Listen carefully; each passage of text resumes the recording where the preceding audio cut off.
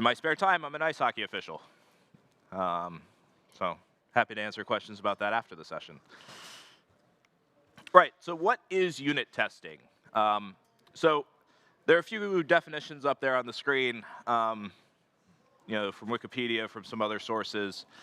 But really, when I think about unit testing, I think about it as isolating one branch of my code and testing it for positive and negative outcomes. So a branch would be something like an if statement or a validation statement. And saying, okay, well, if I pass in, certain values, do I go into that branch? Certain values, do I skip the branch? Exception conditions. And the idea is, with unit testing, we can test our logic early and close to the source, right? We aren't trying to test across an entire system or doing development of an entire, application or, stored procedure or something like that. We get to find our logical issues early. We also are creating a code contract. So when you run your unit test, it expects the code to be a certain way. If you change the underlying code, the unit test should ideally fail. How many of you are developing in some sort of agile fashion, whether that's Agile Fall or Scrum or, yeah, okay. So user stories, right? They have acceptance criteria. Unit tests can help us make sure we're meeting our acceptance criteria, assuming they're properly written. And maybe not quite as popular, but something that I like is that it creates living documentation of how the code is meant to be consumed, right? Because your unit test has to call the code. Well, now we have an example of how this is meant to be called, so that when whoever it is that comes after me gets to that, they know what they're supposed to be doing. Yeah, there's some drawbacks, right? I talked, it doesn't catch integration issues, right? So it's great. This piece of code behaves exactly like I expect it to in isolation. And then you run up an entire system and all of a sudden it doesn't behave that way because of something upstream or downstream. Setting up unit tests realistically is very difficult, or can be very difficult, particularly in systems where you need to have a lot of domain knowledge. So I do a lot of development for financial services and healthcare, and those are particular industries that have very sort of specific domain knowledge, right? And you get these unit tests that it becomes more complicated to write the test data than it did to actually write the code. And so there's a lot of extra development effort there, right? Sometimes more than twice as much as your initial code, right? It's the reality, right? You're writing more code to test the code that you've already written. And then, yeah, you have to run them to be effective, right? If you don't run your unit test, yeah, it's just code that's sitting there doing nothing. So we talked a little bit about some of these, right? So unit tests are meant to be automated, right? I shouldn't have to execute them individually. They should be granular. Should be testing a small portion of your logic, right? A discrete piece of your logic. They should isolate your target, so that means that you're not dependent on implementations of all the things around it. In the software development world, that means that, for instance, you shouldn't be connecting to a database. They should be deterministic. If I run it over and over again, I should get the same result. They should be independent. So I shouldn't have to run my test in a specific order to get the right result. So that's different from integration testing, right? Where you might have to run a login before you run your actual test on your API. And then they should be fast. Because if they're not fast, nobody's going to run them. And that spills downstream. So we had a product we were developing that unit test portion of the build took 45 minutes. Anybody want to guess how many times we ran a build every day? It was less than one. Less than one time per day, right? So, yeah, what's the point? Right. So, what does a unit test look like? So I'm going to use C# to start with, and then we'll move into SQL, which is going to be, I think, more interesting. So this is really, really simple function. Get message, pass a name in, and it passes back hello name, right? So it's a riff on hello world. So really simple function, and then we can unit test it. So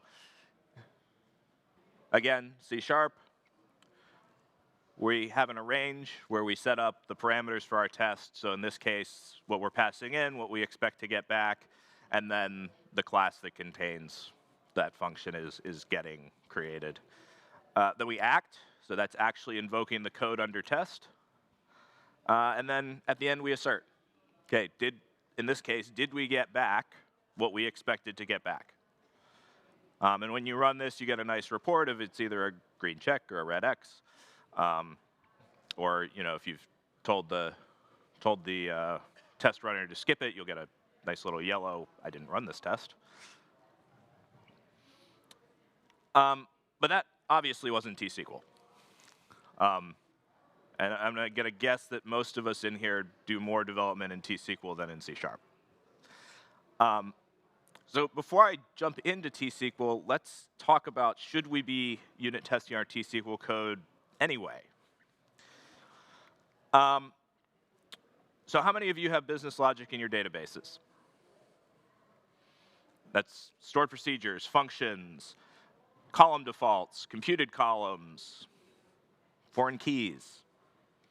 Now, I'm not suggesting that you unit test a foreign key. That's silly. I should have said that earlier. Don't unit test the framework. So don't unit test the engine. That's Microsoft's job. And presumably all that logic you tested when you first developed it, right?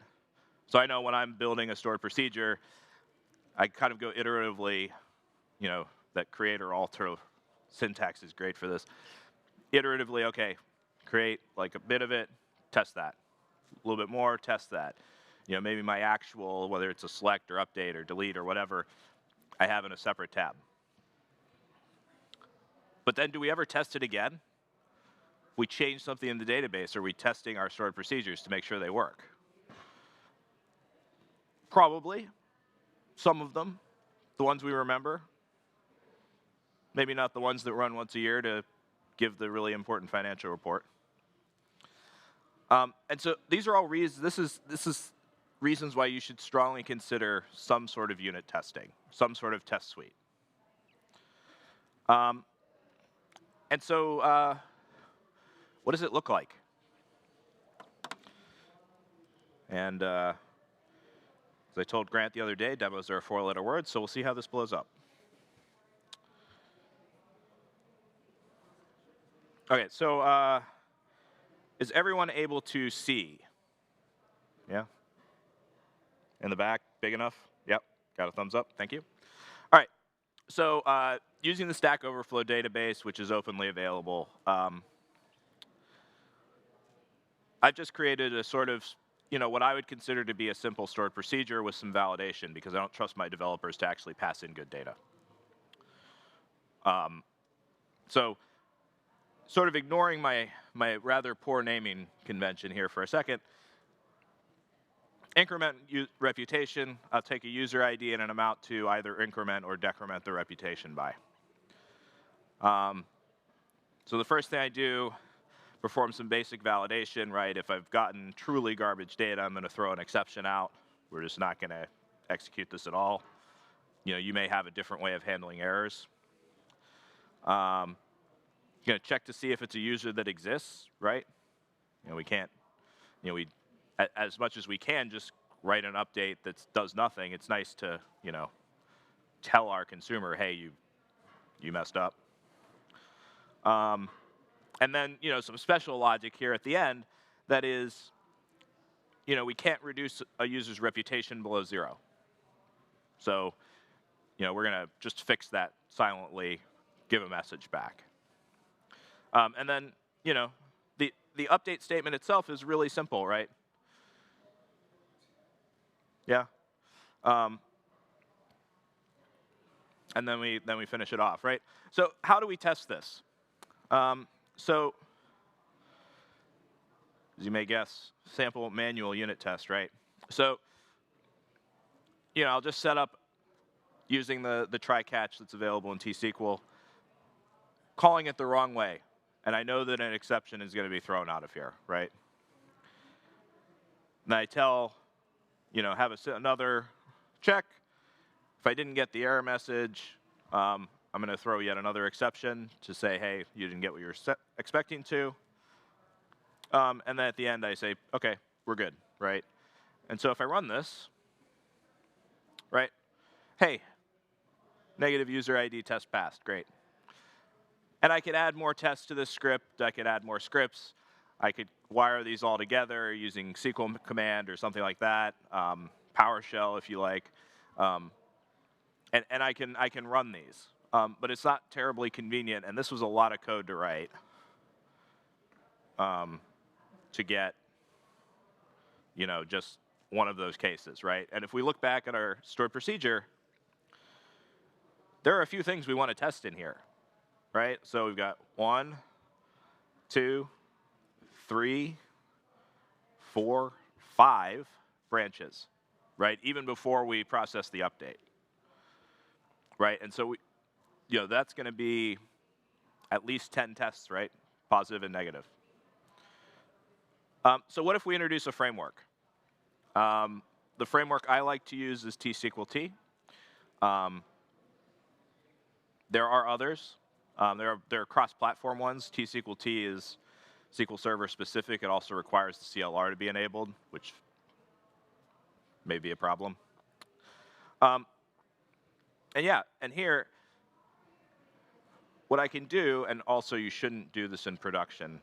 So I don't, if anybody's, watching this later, don't do this in your production database. So instead, I can say, in essentially 2 lines, I've edited it down to a few more for clarity. OK, so I know that this is going to, or I should expect this to throw an exception. So tell T-SQL-T, this is going to throw an exception. This is the message, the state. There's not a severity that I care about. And then I call the exec, right? And this is really simple. It's less code. It's repeatable. It's repeatable because we can just run the stored procedure. And, well, that's a much nicer formatted report than what I got before. Now, I can certainly do this from, by myself. And essentially, start building convenience functions and scripts and all that, and eventually end up building a framework. Personally, I like to use frameworks so that I don't have to do all that. Right. So that's how we can test in SQL Server, right? We can test it manually. We can test it using T-SQL-T. T-SQL-T also provides some nice things like you can mock tables, so you aren't changing the underlying data. Right? Because if I were to test the actual update statement, I would have to undo that change, right? And there are different ways we can handle that, but it's nice to have something that handles it for us. So, right, back to our presentation in the last 4 minutes. Right, OK, so we have a framework or not. We've either built it ourselves or we've used one. Can we automate it? Sure. Your favorite CI/CD tool, or the CI/CD tool that you have, be it Azure DevOps, Jenkins, Octopus, whatever. And probably a dash of PowerShell as well. And it's really easy. So I know easy is a loaded term, but essentially what we can do is we can automate it this way. We just and this is in Azure DevOps. It would be similar in the other ones.